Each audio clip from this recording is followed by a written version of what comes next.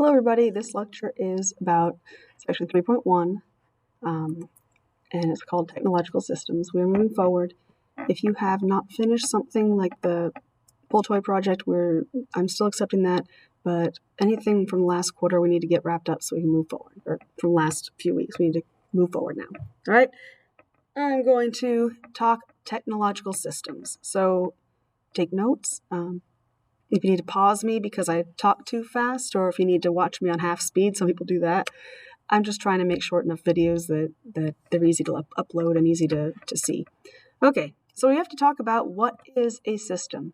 A system is a group of interrelated components designed collectively to achieve a desired goal.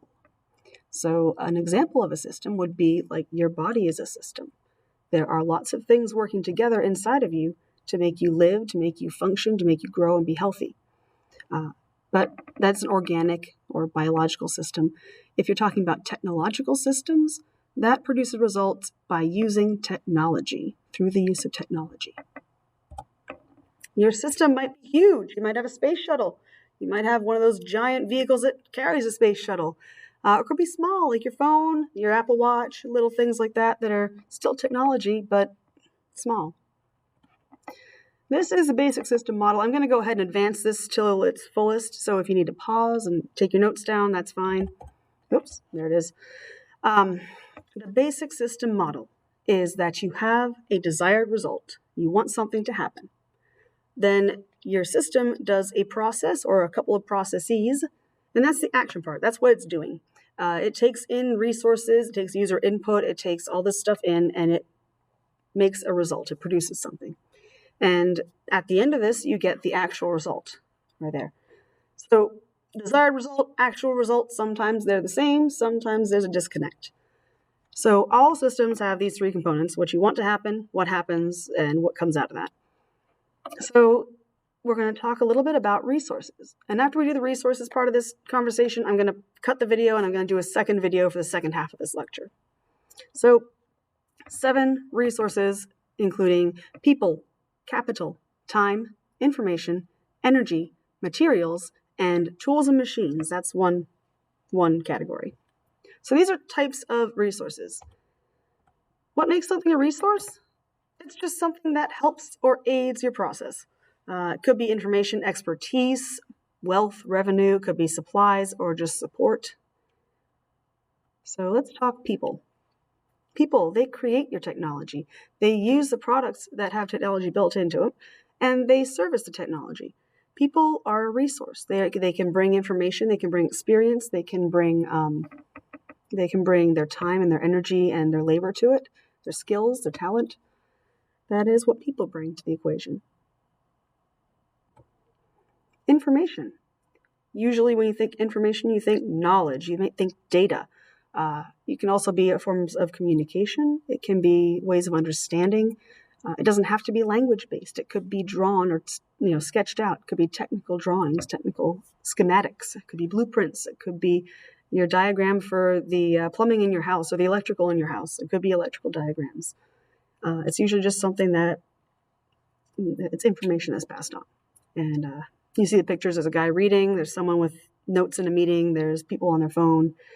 That's all information. Materials. There are 4 categories underneath the overarching umbrella materials. We're going to talk about them, and it gets progressively more man-invested. So more man-made, more adjusted from the original. Raw materials, just what you find in nature. If you go outside and you cut down a tree, that is a raw material. It's got its natural state. That's what it is. You go out and you collect rainwater. That's a natural raw material. You collect rocks. You collect oil. You get oil out of the ground.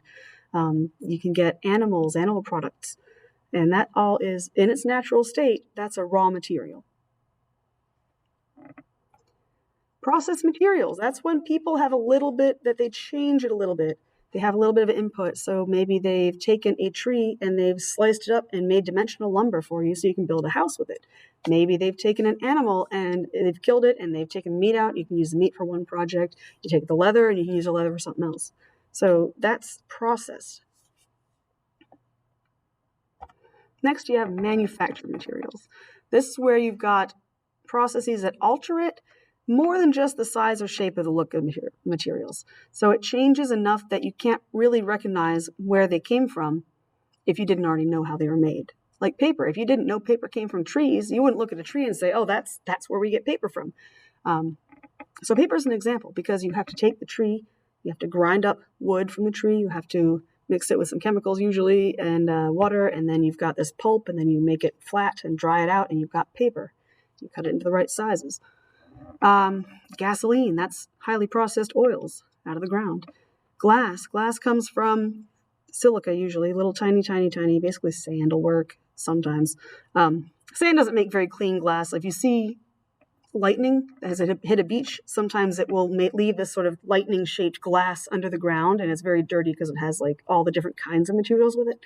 But special kinds of rock minerals will melt down and you make glass with them. Metals, a lot of the time, metal is not in its original state. You either have to refine or purify it, or maybe you make it an alloy with another kind of metal. That's a manufactured material. And then there are synthetic materials, and that has artificial processes involved. They are not naturally occurring at all, like in any shape or form. They're made by scientifically combining chemicals and elements into rare natural materials or materials that just aren't found in nature. So industrial diamonds, lab-created jewelry like emeralds, and you can make sapphires, all these things, rubies, you can make them in a lab. They're not naturally occurring, they are synthetic. Functionally, they look about the same. They probably have a lot of the same qualities, but they're not exactly the same thing. There's man-made rubber. Rubber comes from plants, but you can make rubber as well. Plastics, that is highly, highly processed oil, right? It's no longer at all like the original state. So 4 sort of categories of materials. You got tools and machines. Tools increase your ability to do work. They make things easier, or they make it take less time, or they make it so you don't have to supervise it the whole time. So you can use your time for something else. So a tool becomes mechanical, a machine, when a power system is added. So if it's plugged in, if it's got a battery, that becomes a mechanical machine, and it makes the tool work better. They increase our ability to do work, to perform jobs better. They got like a washing machine. That is a tool we use, not necessarily because we couldn't wash them by hand, but because it takes a lot of time, a lot of resources, people, energy. You can just put things in the washer, turn it on, and it does its thing. There's a wrench. If you want to unscrew something or twist it apart, it's really hard to do sometimes. If you have something with a lever arm like a wrench, you can use less force to get the same result. So there's some examples of tools. It's a resource. And if you think about it, if you don't have a lot of tools at your house, you can't build stuff. You don't have that resource to like create your own deck. You might need to borrow or buy new tools for that. So that's how it's a resource. Energy. There's sources of machine power, and there is human power. Obviously, you have only so much energy to give, but that's one source of energy and power. You've got oil. We burn fossil fuels a lot of the time to run. There's lawnmowers that run on gasoline. You run a car on gasoline. You can have wind power. You can harness the power of the wind, the sun. You can harness the power of running water to make cleaner energy. You have nuclear power. You can have power that you store in a battery and then you use it later. You can have power that runs live through these wires. There is energy, and there are a lot of types of energy, and you can harness mechanical, kinetic, potential, all this sort of different kinds of energy. Capital, that's a funny word for just money and things that you can trade with, barter with.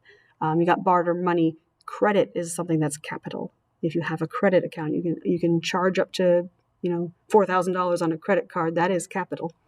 Property can be capital. It's things that you can trade in. Most of this stuff is kind of abstract. Like money isn't an item. You're not trading for something of value, but the money itself represents a value. So it's capital. Time is a resource, and it is a resource we don't have a lot of. It's one that we can't make more of, at least not right now. Everything takes time.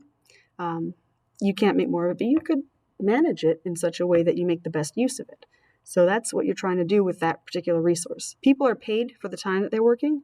So when you're at work, when you have employees working, you want them using that time you're paying for to do the work that you need them to do. If you have a process that takes time and you let it go for too much time or too little time, your results might not be what they need to be. There's an example at the end, that guy there, he's got burnt toast. He must have left it in the toaster too long. Oh well. All right. And this is where I'm going to actually cut it for now. These 7 sort of types of resources, the activity is going to ask you, hey, think about a hamburger restaurant. Think about somebody making burgers.